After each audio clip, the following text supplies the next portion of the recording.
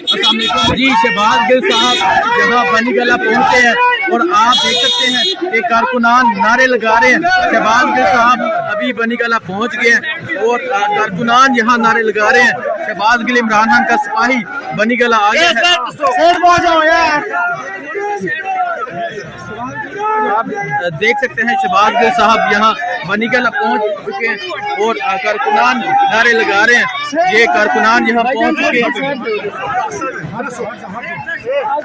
शहबाज गिल साहब अभी बनी गला पहुँच चुके हैं। शहबाज गिल साहब बनी गला पहुँचे। शहबाज गिल साहब से बात करने की कोशिश करते हैं। ये देखें शहबाज गिल साहब अभी बनी गल आए हैं।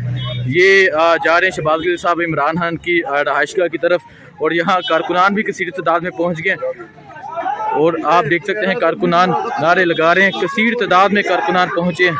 शहबाज गिल भी आए हैं। अली अमीन गंडापुर, मुराद सईद, उमर यूब और पार्टी के सीनियर रहनुमा यहाँ पहुँचना शुरू हो गए हैं।